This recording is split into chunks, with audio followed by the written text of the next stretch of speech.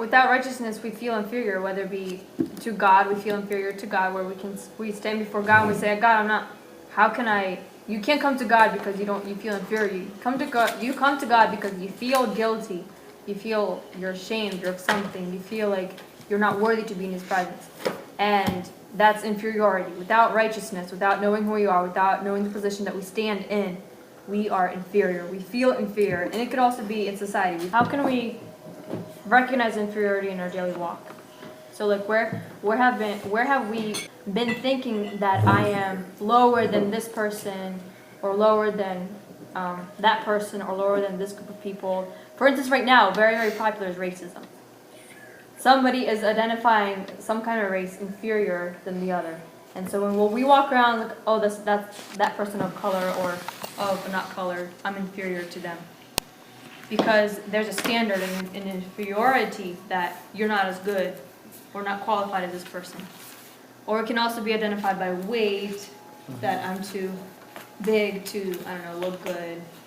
Surrounded by all these skinny girls, you feel inferior to those people because you're not like them. Inferiority. And another reason we may feel inferior is by our past, our history. So we think, oh, well, I did this, I did that, I did this with this person, or I went to jail, or I did drugs, or something along those lines, or I was divorced. Oh yeah, that's a big thing. Or I was, I don't know, what else? What else can we think that? Anything. What can we think? You know, Yeah. for example, you don't have a shirt as somebody else has. Somebody has the shirt I was like poor. yeah, poor. Level Society of standards. societal level. Yeah. Anything. I'm not as everybody else. And so because of we don't know who we are, we start living in the past, we start living in our history, and we start thinking, that's who I am, that's what I always will be, and that's who I'm going to be when I grow up or get older. So basically what you say that inferiority, it's a mechanism of the enemy to encapsulate you, bubble you in certain frame of your history and keep it, keep you there. Yeah. In boxing. And you walk around.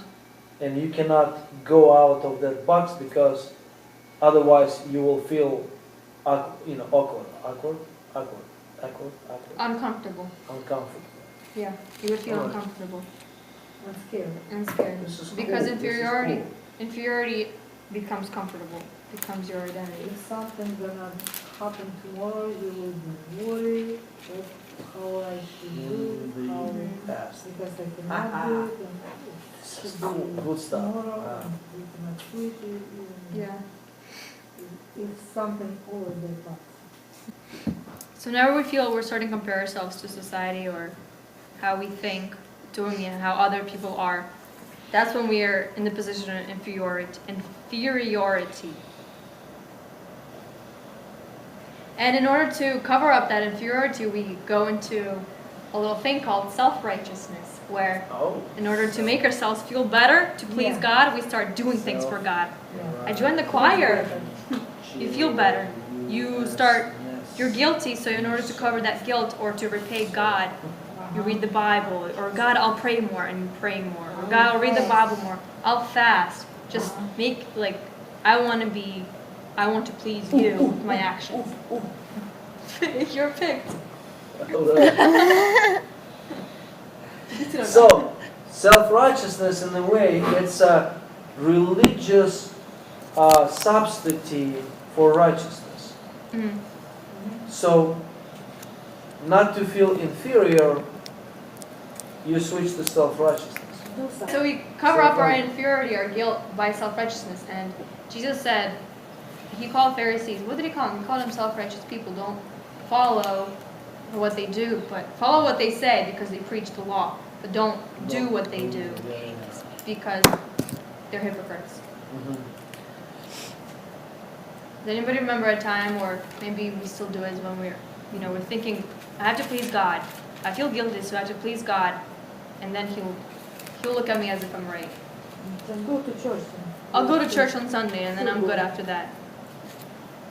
Oh, self-righteousness is a cutting deal with God. Gambling. Gambling. Self-righteousness is gambling. Oh, it is. I do this, you do this for me. But God's righteousness is a gift through Jesus' act, not our own. God's position, our position in God is a gift.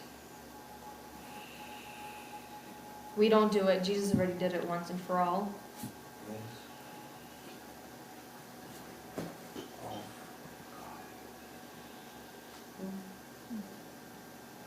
And when we receive righteousness, when we receive the revelation of righteousness of who we are, our identity, it becomes a standard for our actions.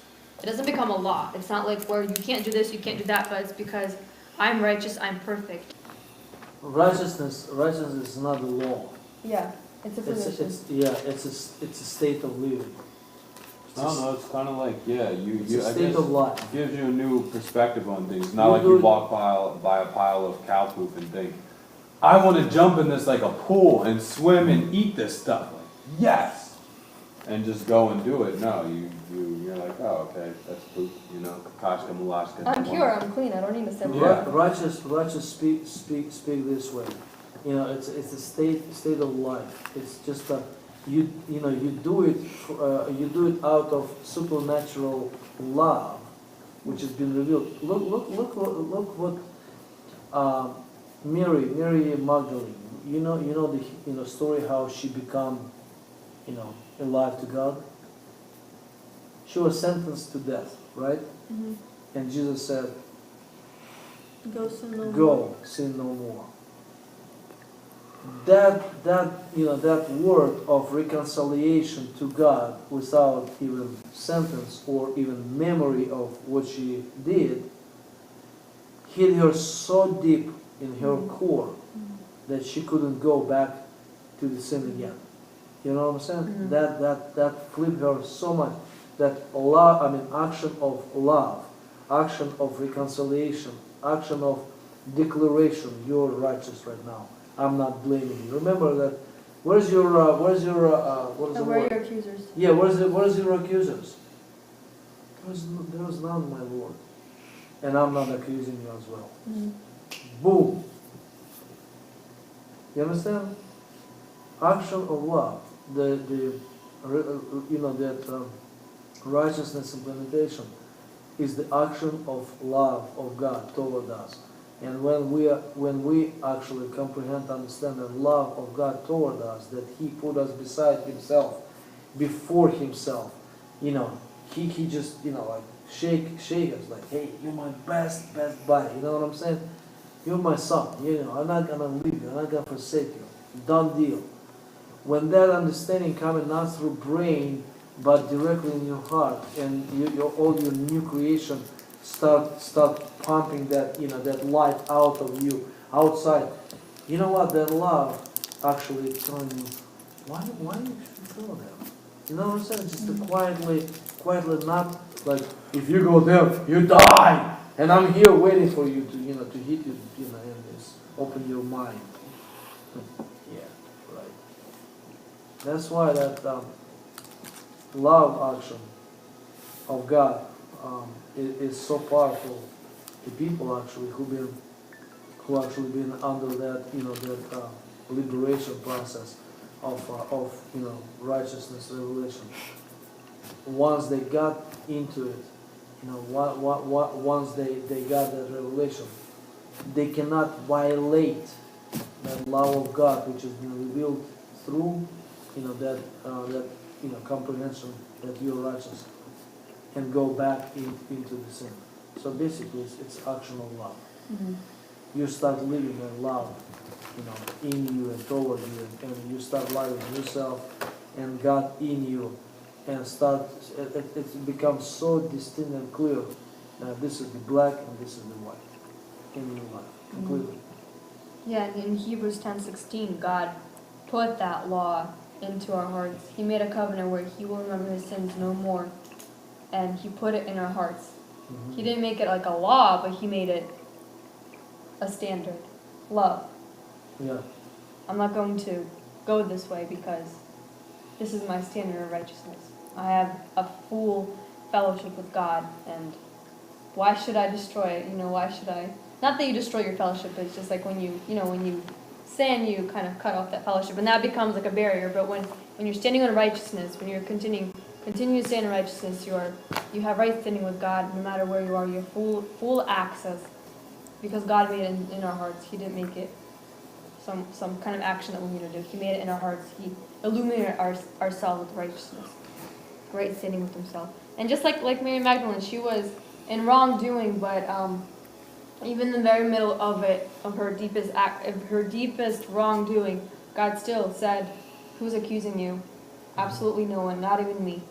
And even in our deepest, that we call deepest sin, fall, whatever, God still looks at us and says, "Where are your accusers? I don't even accuse you either." And it's not like not to say that, oh, we can do whatever we want, we can go sin, we can go whatever. It's because that's how God loves us. Even when we are completely in hell, God still says, "Who's accusing you? No one, not even me." So what is God made of? Craig, do you know what God is made of? Quote unquote. Who is God? I am. Right, well, who is God? Like, what is God, quote unquote, made of? Spirit. Yeah. Holy Spirit. The Spirit, right. God is a Spirit. And if we read in Genesis 1:26, and it says, "God said, let us make man in our image, after our likeness, and let them have dominion over the fish of the sea, over the fowl of the air, and over the cattle, over the earth, and over a creeping thing that creeps upon the earth." So when God created man, because He's a Spirit, man was created in God's image. Right. So, yeah, that's what it says. Right. So what does that make us? If God is Spirit and we are made in His image, in His likeness, who are we initially? Spirit. Righteous Spirit. So in the beginning, Adam was a spirit. In the beginning, Adam had dominion over everything because he was Spirit, and he carried the authority of God in himself, and he had equal plane of communication because Adam was a perfect Spirit.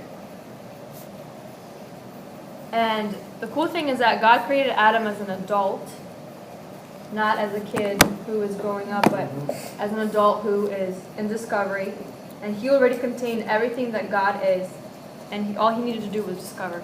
God already made the garden, God already did His work, and He put Adam there and said, "You are here to cultivate, to have dominion of the garden over the earth." And everything, Adam carried the voice of God's authority, and everything was pre-stamped to obey and listen to the voice of God. Yeah. And the only reason that Adam fell, the whole earth fell, is because he didn't speak. He didn't stand on his righteousness and didn't speak. Didn't speak the authority. He didn't say, "Get away from me, Satan. Get away from here, serpent." He didn't act on his righteousness. And so man fell because of inferiority, or because eating from the knowledge of good and evil. And so what God did was, because man ate from the knowledge of good and evil, the whole demonic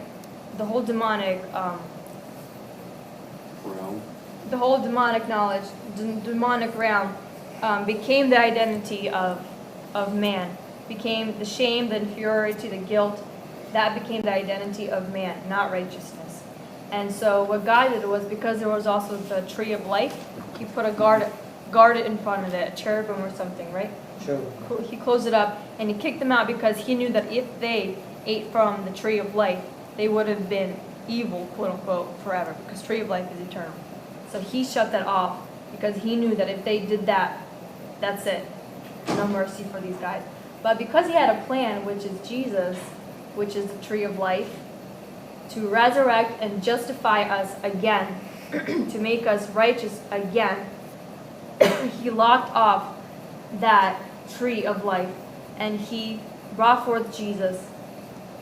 And Jesus, He, just like Adam encapsulated all of the demonic realm, Jesus did the same, and He died, and He went to hell and left it there. And he rose again, Amen. making us righteous. Hallelujah. Amen.